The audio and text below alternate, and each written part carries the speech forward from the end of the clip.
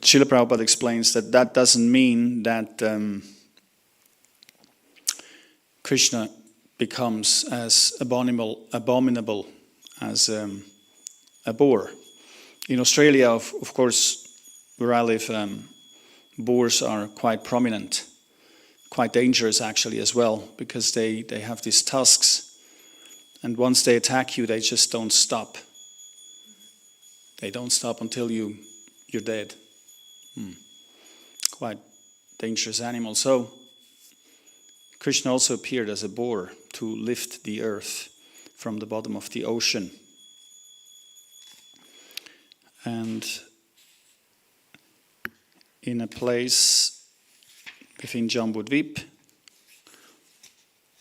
called the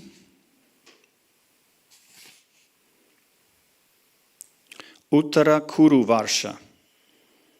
Uttara Kuru Varsha. Mother Earth and all the other inhabitants worship Varahadev with these verses. So this is the third verse of her prayers, if I'm right. Okay. Hare Krishna. Yes.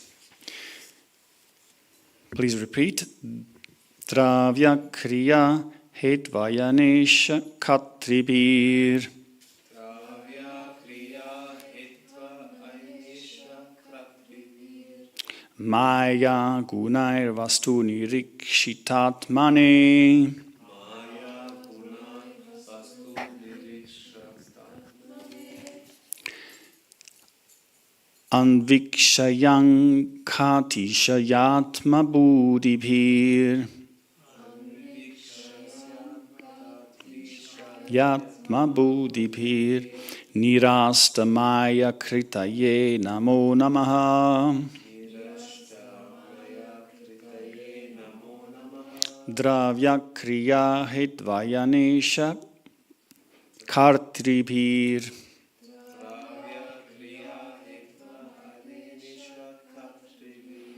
Maya Gunair Vastu Nirikshatatmane. Maya Gunar Vastu Nirikshatatmane.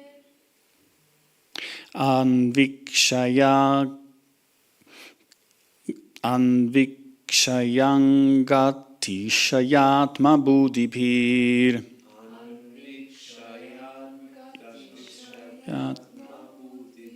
Anvikshayangati Shayatma Buddhibhir.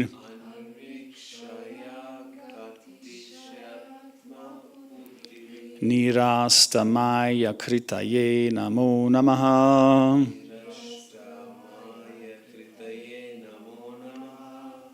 Please chant.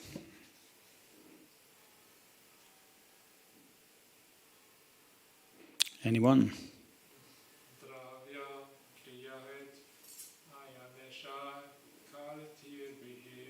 Dravya Kriya Hetvayanesha Kartribhir.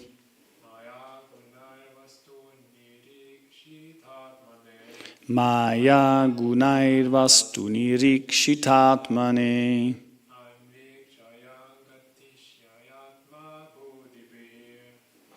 Vikshayangati Shayatma Buddhibhir.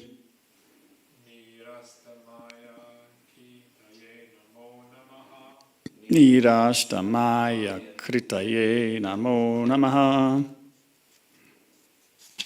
Ladies.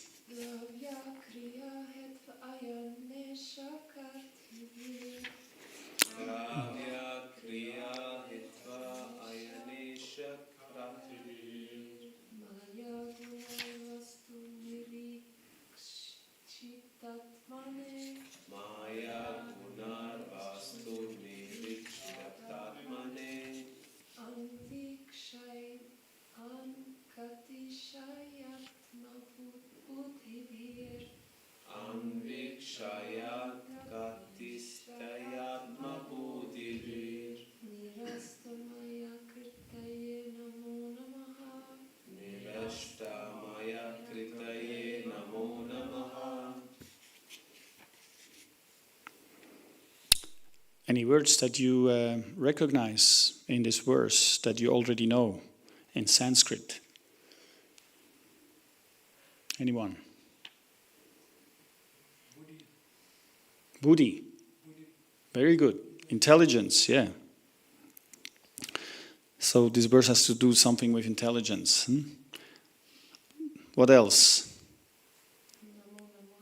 Yeah, very good. Namo Namaha. Obeisances again and again. Namo Namaha. Vastu is direction, right? Vastu here, yes, is translated as a fact. So yes, Sanskrit has different meanings for the same word. So it seems like Vastu is the science of facts as well. Any other word? Maya, very good.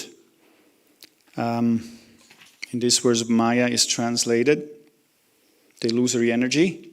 That's more or less what we normally understand, right? Even though Maya can also mean mercy, Barmherzigkeit. So Krishna's illusory energy is his mercy upon us. Yes, this material illusory energy is made because of our desire, not because of Krishna's desire. So it's his mercy upon us. It's not that things happen in this world and we say, Krishna, why are you doing this to me? Everything comes from you. Why are you doing this to me?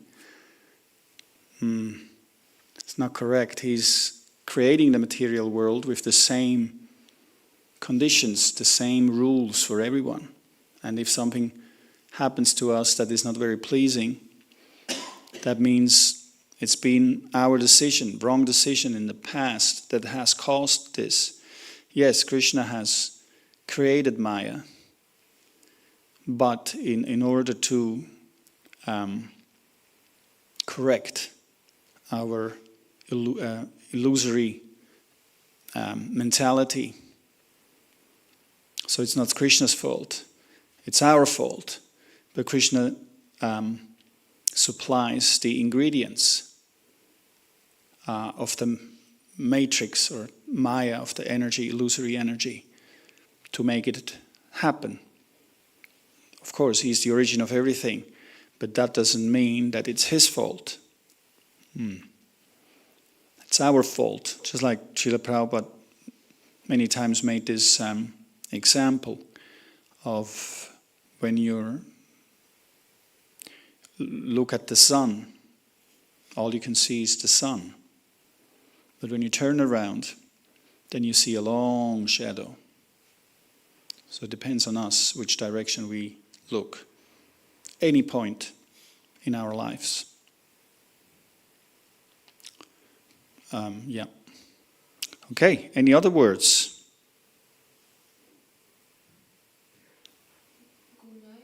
Very good. Gunas, yes. The three modes of material nature. Here it is translated.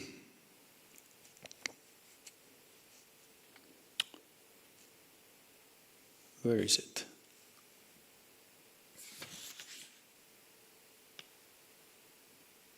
Yes, by the modes of material nature. I can see also hetu. Hetu means cause, normally. Hetuna, but here it's translated as the predominating deities of sensory activities. So the predominating deities give us the results for our sense gratification. They are the cause. A similar verse in Bhagavad Gita is can't remember the Sanskrit, but it said there that all our sense gratification is controlled by the demigods. Whatever we receive our activity, even our activities, it's all controlled by the predominating deities. What is that? My God, my memory is so bad. Very simple verse of the Bhagavad Gita. It's not just whimsical. There's witnesses, and they give us the result according to our actions. So karma doesn't just mean the reaction. No, it also means the action that we take, and even the desires. The action starts already at the desire, not when we actually act. That's already actually a consequence of our desires. So karma sometimes is also translated as desire, and sometimes as duty as well. The duty that we execute according to our body, that is also considered karma. That is our karma. We have to work in a certain way. We should work in a certain way according to the constitution of our body. Or in other words, actually Prabhupada is saying we have to work according to the constitution of our body and according to our desires that we have cultivated in previous lives. Now we are living it out.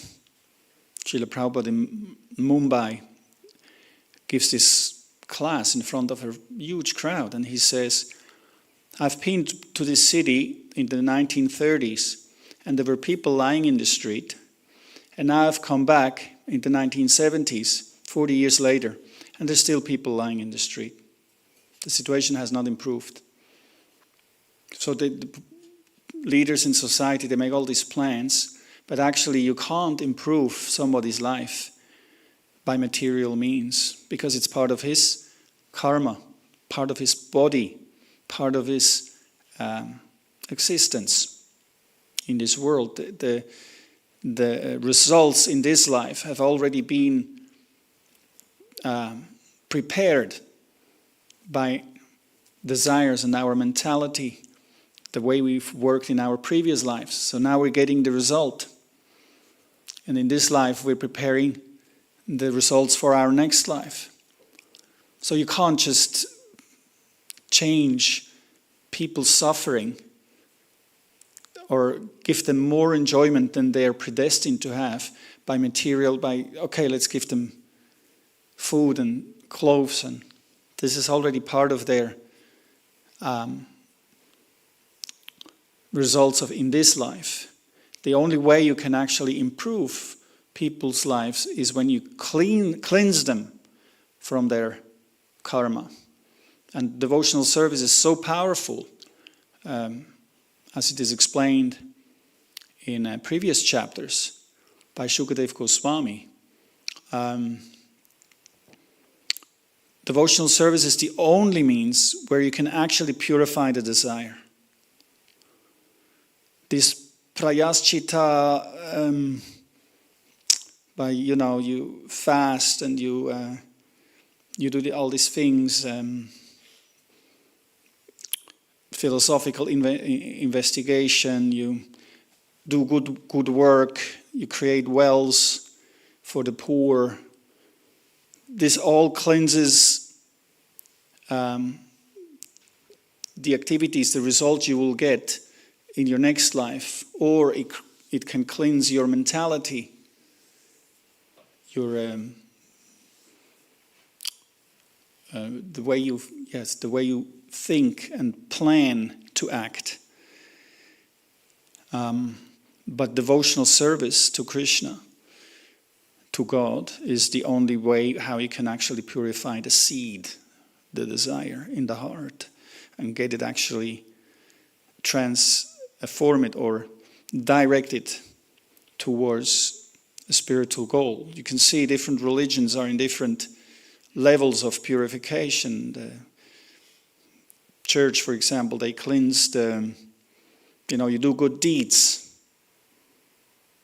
but that actually has a result in your next life. It's not really that the good and bad reactions in this life are become any better or any worse. No. Or you try to get rid of desire, but you can't get rid of desire. The desire is there. The seeds are there. But you have to direct them towards Krishna. That will uproot the plant or the desires and plant the real desires, the real plants, that the bhakti lata. You can burn, right, a field, but the seeds are there. So they have to be directed towards Krishna. And that's only possible when we hear about the glories of the Supreme Lord. Like this, like we're listening to Srimad Bhagavatam every morning. So this favors the seed, the grow of the seeds towards the spiritual world. And it's important to water that seed by hearing, chanting and hearing every day.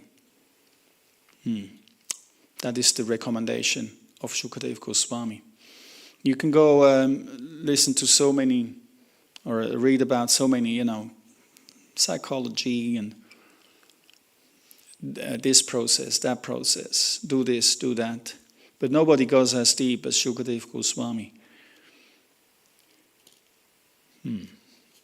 Okay, now let's read the purport. Translation.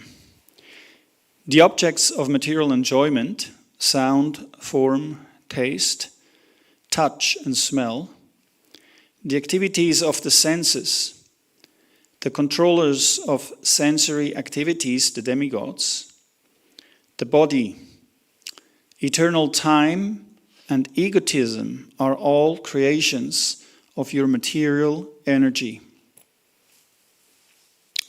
Those whose intelligence has become fixed by perfect execution of mystic yoga can see that all these elements result from the actions of your external energy.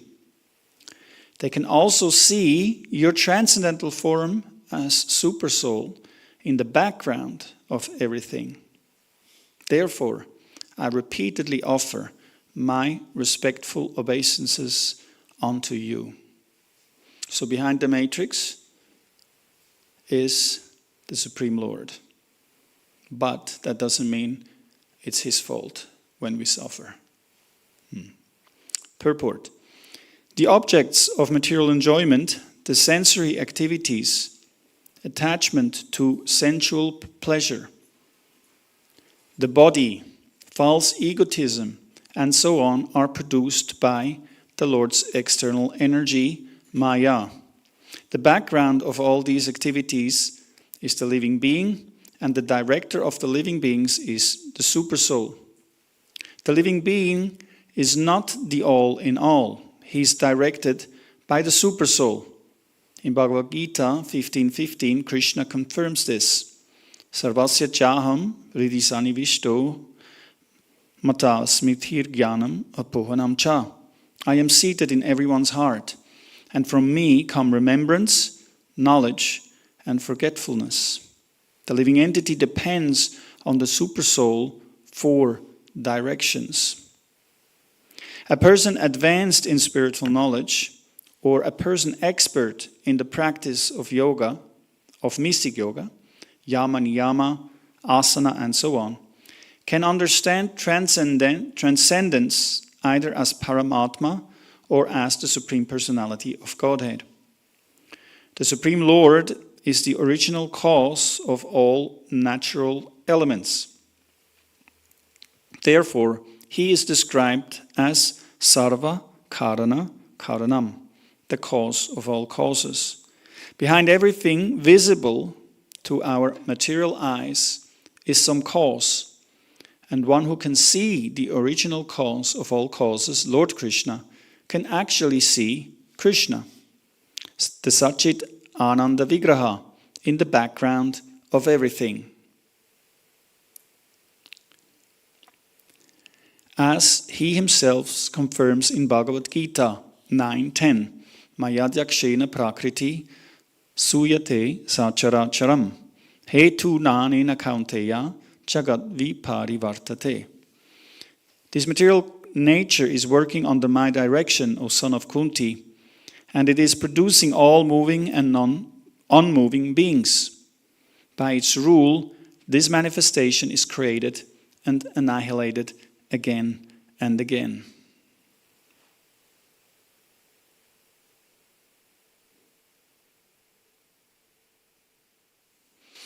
Translation again. The objects of material enjoyment, sound, form, taste, touch, and smell, the activities of the senses, the controller of sensory activities, demigods, the body, eternal time, and egotism are all creations of your material energy.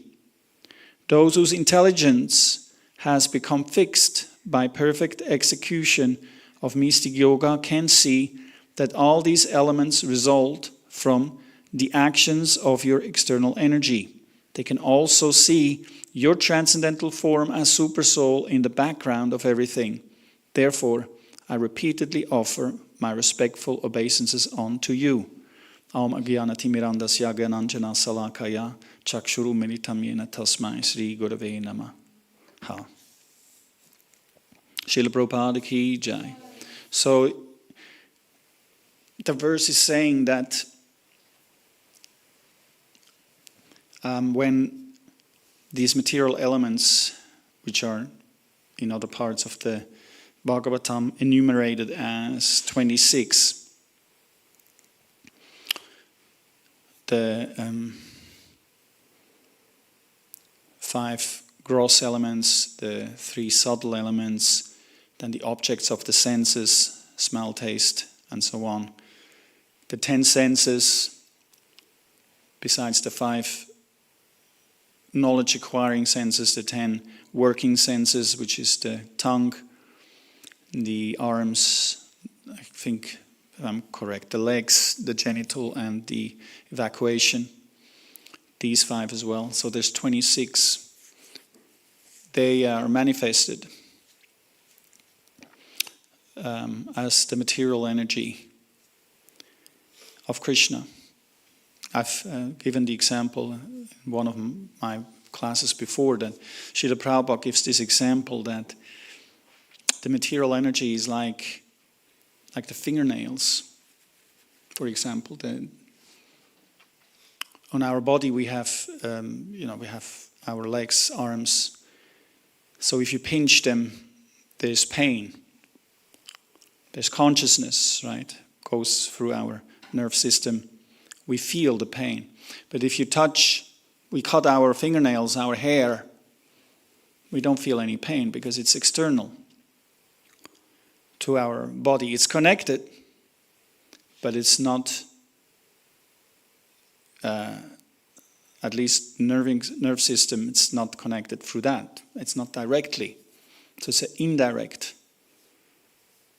energy of our body. It's been expulsed, right? So Krishna's material energy is exactly like that. It's there for our enjoyment, but it's not what Krishna really wants. It's not what Krishna has really in plan for us. Our real position is in the spiritual world when we are lovingly serving.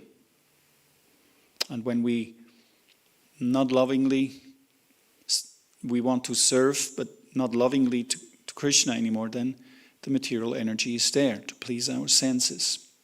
And there's certain laws how this works. Now, interesting enough, it's said that the mystic yogi and the bhakta, the devotee, if they can understand that actually behind this material energy is the living entity, and then behind the living entity there's the super soul. And then the devotee, he can even understand further that there is Krishna behind the supersoul. The mystic yogi, he can go up to see the supersoul, the director. But then the devotee, he can see even further the origin of the supersoul.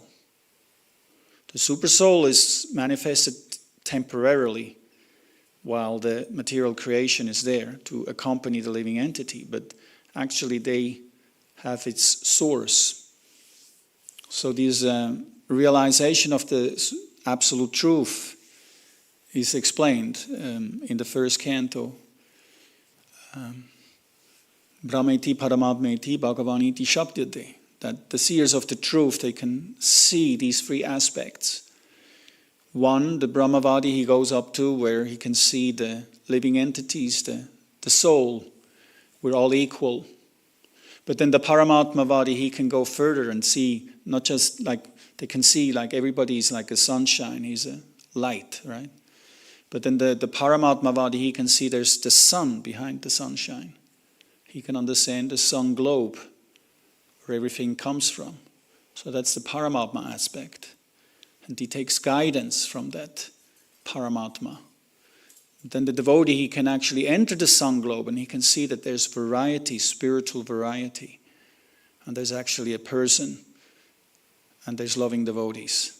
So Bhagavan is the highest realization. Prabhupada makes that point. It includes Paramatma realization and Brahman realization automatically. You don't have to do a separate endeavor. So the devotee, he can see behind, if you keep practicing devotional service, you will understand that this world works as a reaction to the desires of the living entities. And those desires are supplied, or the results to these desires of the living entities are supplied through the material energy by the Supreme Lord in his Paramatma aspect.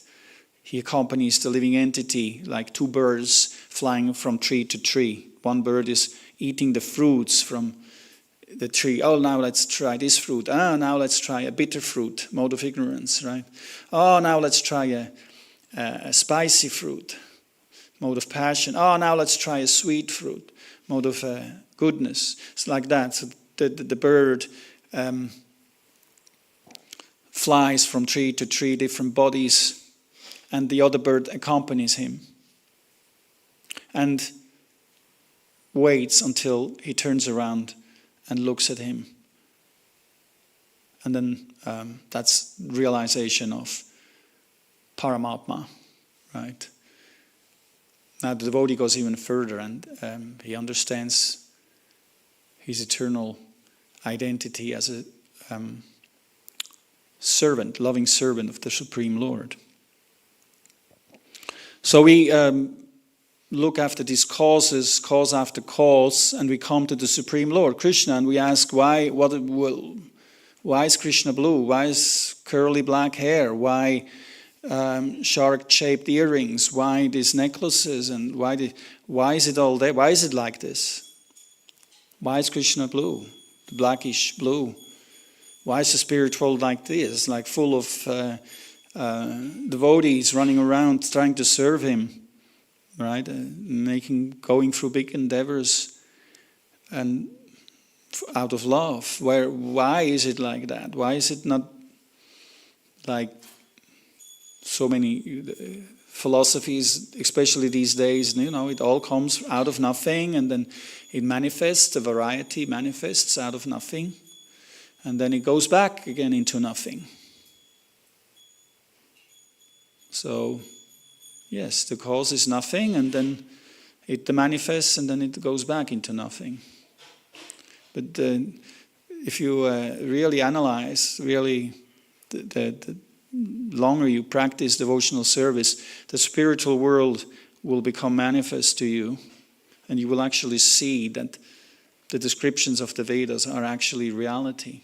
And that the question why is actually part of the material energy. So I saw a famous comedy group once they make fun of different things, and it was a little bit more intellectual. They were making fun of Socrates. Socrates was sentenced to death, and he was in jail. So they were making a sketch. So some people went to see Socrates, and they asked, they said some things, and Socrates went, "Why?" They said, "Because of this," and then Socrates went, "Why?" And because of that, "No, but why? Why?" Like this, Why?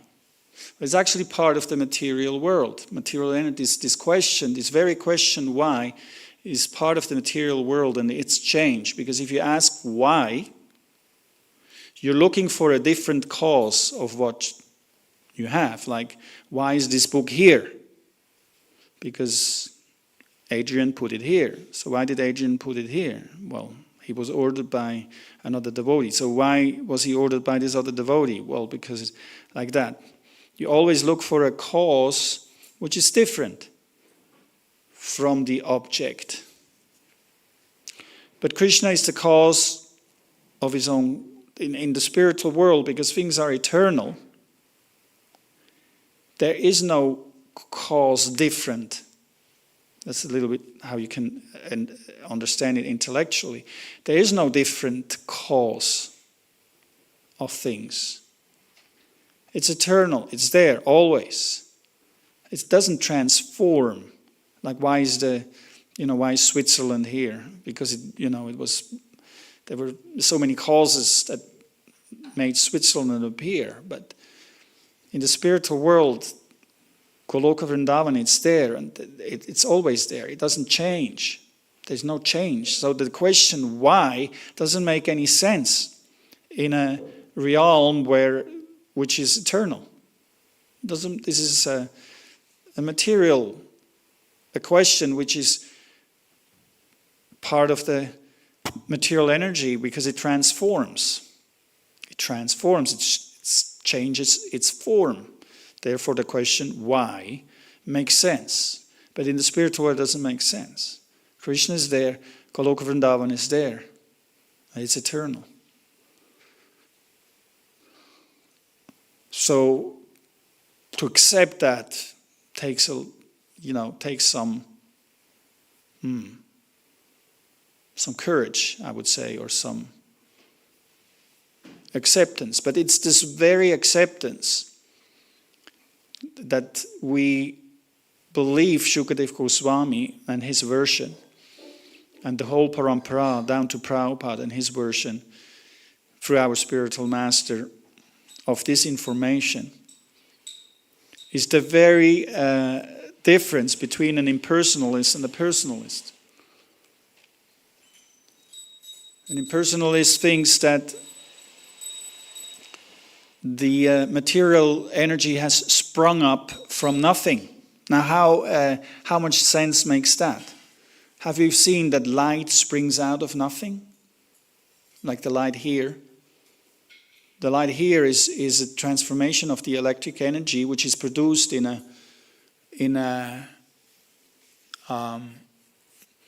what do you call them? The lakes, which are they have a wall, and then hydroelectric powerhouse, right? Hydroelectric powerhouse, and the hydroelectric powerhouse gets its energy from the water that's high up.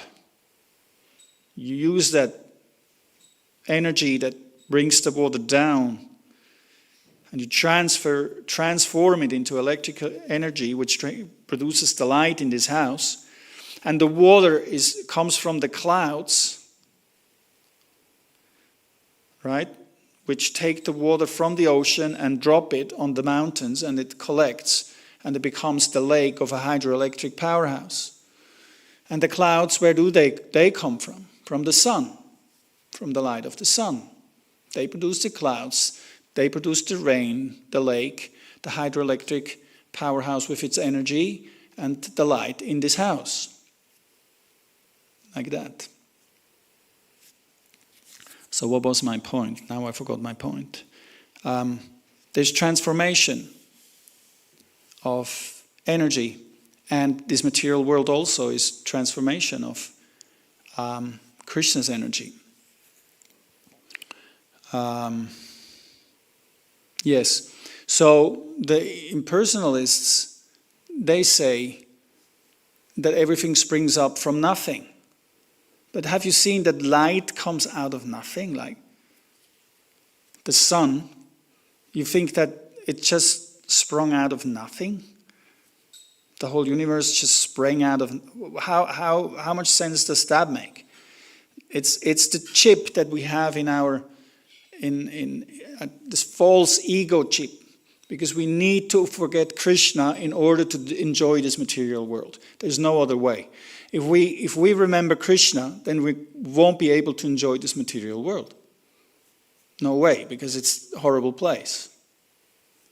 This material world is an extremely horrible place. Death, old age, disease, and birth, which is the worst of all, because it entails like the other three. As soon as you take birth, death is there, disease, old age is there. There's no way around it. So we try to get rid of birth. So the material world is a horrible place. So if we remember Krishna, why would we be here? So we have to forget Krishna. That's where all these bogus philosophies come from. That things spring out of nothing. The modern scientific philosophy comes from there. The Buddhist philosophy comes from there. So many philosophies in India they don't say nothing, but they say the light, you know. Okay, that's a little bit better than... still, it's like the oneness has produced variety. Now, have you ever seen that variety comes from nothing or that, you know... another example, yes, light or knowledge. Have you seen that knowledge comes just out of nowhere? Like, no, it comes from, you acquire knowledge from some cause. So they say, you know, like civilizations have sprung up out of, you know, people just got some idea, combining the elements of this, and then they also say that the form of Krishna in this world, like Varahadev, like Krishna himself, like Matsya Kurma, Nishingadev, they are a manifestation of pure goodness. The rest of the material world is in these different three modes and the different forms of Krishna are a manifestation of pure goodness.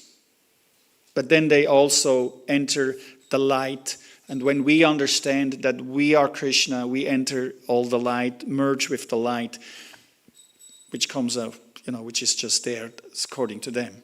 And according to Buddhists, it's nothing. And according to modern science also, there is a concentration, and then it explodes. So where the bloody hell comes this concentration from? Who has put the energy, the concentration? They can't say. This is a metaphysical, metaphysical question. They can't explain. Where did the energy go? The whole scientific modern philosophy is about transformation of energy, right? Energy transforms. It doesn't just appear or disappear. It goes from one form into another. Like the sunlight goes into electrical energy and then comes out as the light here. So where this Big Bang, the energy come from? If it, you know. Anyway. So even the impersonalists say that the form of Krishna is in pure goodness. They're not eternal. They don't have form eternally in the spiritual world. But Vaishnava philosophy is different, that there is form and variety in the spiritual world, and Krishna is there, and he has a certain form, he has a certain personality, he has certain likes, he has certain desires, he has his family, his parents, his friends, his land, everything is there. But we go, why? But we don't understand that we're actually chasing our own tail. It's a material question. And to accept that why is, the material world like that and we're part of it, why is it like that? Doesn't make really sense. Yes. So I'll stop here. Any questions?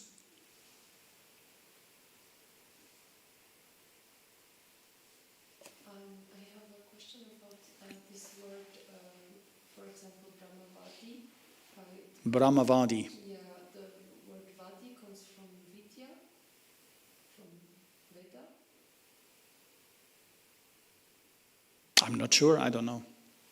I guess they're related. So yeah, Brahmavadi, the one who sees the truth as Brahman, as impersonal energy. Paramatmavadi, who sees the Paramatma. And then, of course, there's Bhagavan, who sees Krishna, the original form.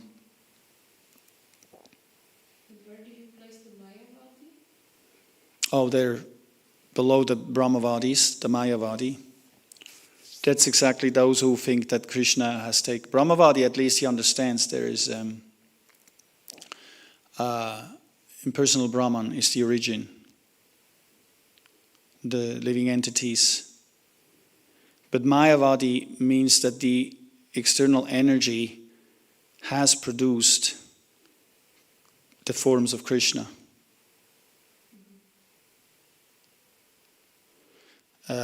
Which is called Mayavadi. Krishna is under the control of his external energy. Yes.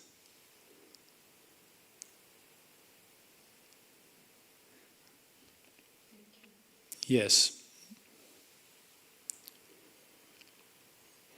Okay. Thank you very much. Srila Prabhupada ki. Jai Shri Gaurnitai ki. Grantara Srimad Bhagavatam ki. Jai.